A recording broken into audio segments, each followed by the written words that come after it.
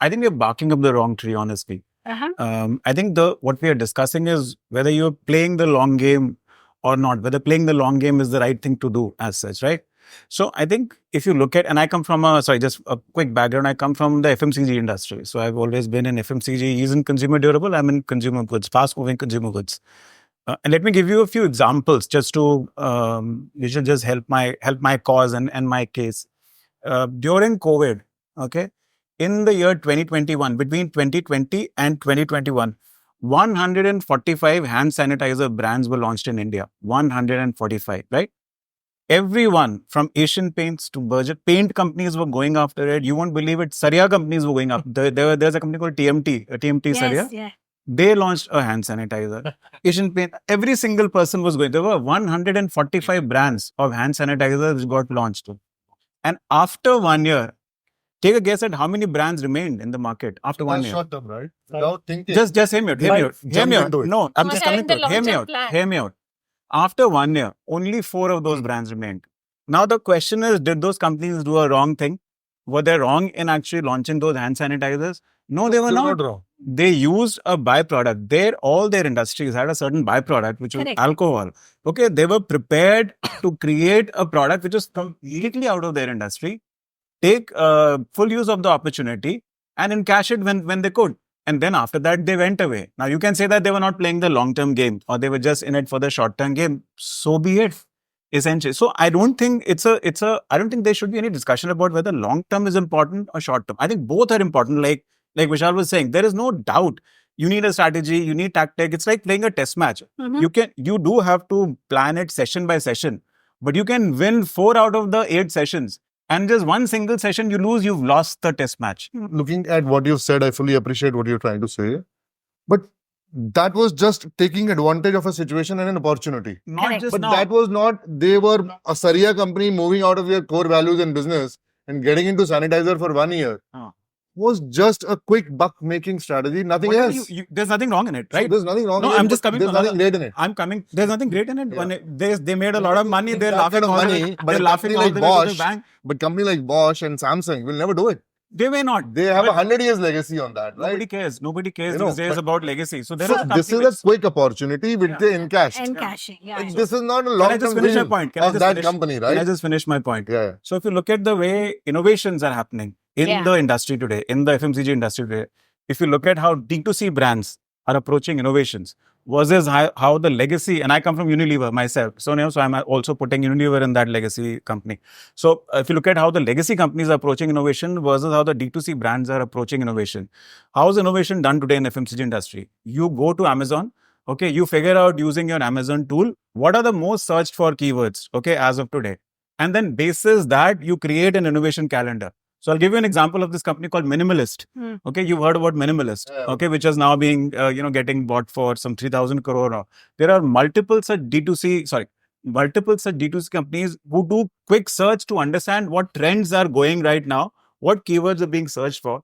They have a supply chain and they have a back-end facility which can create quick products, be in the market, test those products. If they don't work, take them back, no issues. If they work, fine, go for it. Look at business, right? That is their business. There's no right or wrong. There's no right or wrong in it. Nobody's talking about that this is right, that is wrong. As a core business, that's their business to search for this, and it is not their business. It is a different strategy to do innovations. That's what I'm saying. It's not the business. That's a company like Bayer. Will not do it. Right? We are doing it. So in your field. Yeah. But you will not start selling maybe something which is not relevant to your field. Yeah. That's what I'm trying to say. No, but so you will do in your field. My question is, changing so should fast. a company changes its core product and value and get into a short-term strategy and come out of it? I'm saying, is that right or wrong? And I think what is important is also to look at what is the company's core playing area in the first place. Right? Correct. So that's what I'm saying. So for example, I think it's a valid point, but in a way, sanitizers are high shelf life. Okay. Let's say masks. Yeah. And then you're also looking at piggybacking on your maybe distribution strength, right? So you're not really investing. Synergies. You're looking at synergies. You're not really investing, like you're not saying like for sanitizers, I'll appoint 100 distributors. No. So it's like Just how I taking can the advantage of your present network. Absolutely. That is fine. And even if it fails, at most I'll stop production, right? Or I'll stop and it's all contract. We are talking about it. So this is very interesting. Now we are talking about innovation and adaptability, right? So that is the connection that we are coming up with. So innovation probably requires a slightly longer perspective to get into it. So what challenges are there, when you are long-term innovating? Does it stifle innovation in some manner, or the agility or the adaptability, or, how? Is it sector specific also, like you began? I think it's a very interesting comment you made. So before I answer that, just one quick point.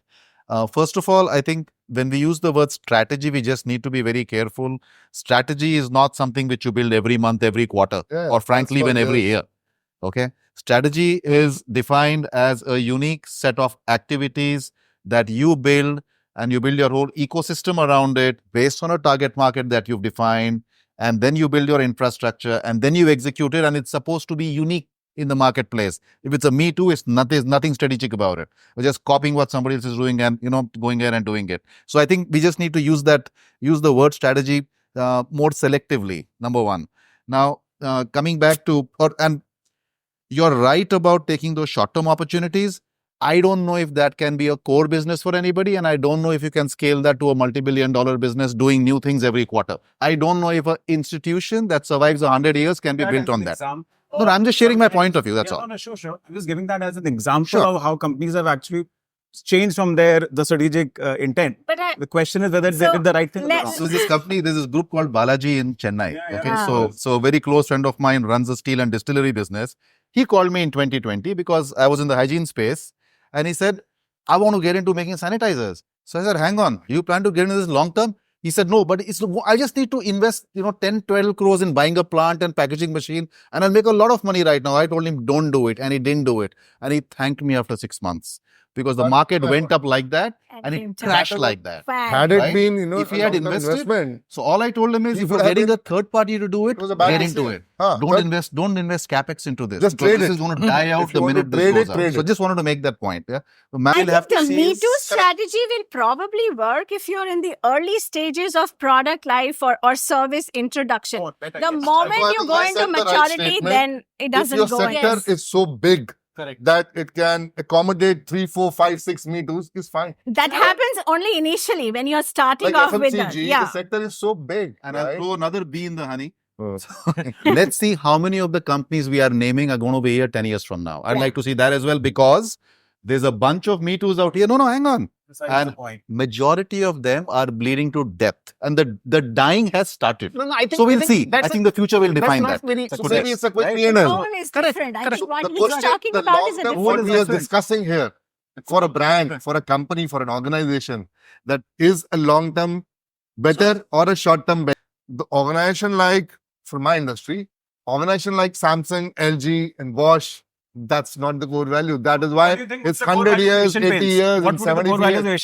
They are able to sustain it for 10 decades, right? Asian Paints, so the point. So if they would have taken a P&L route, maybe they would have known. Neeraj, one second, to counter your point. See, the point I was making was that these guys had a byproduct. Okay, so, and they had that flexibility to be able to utilize. They were not stupid to invest in capex suddenly. So you were right, 100% right. If you want to invest in synergistic for them. Yeah, so it was synergistic for them. But they identified that opportunity very quickly. That is fine. Identifying an opportunity and utilization as a byproduct is a wonderful idea.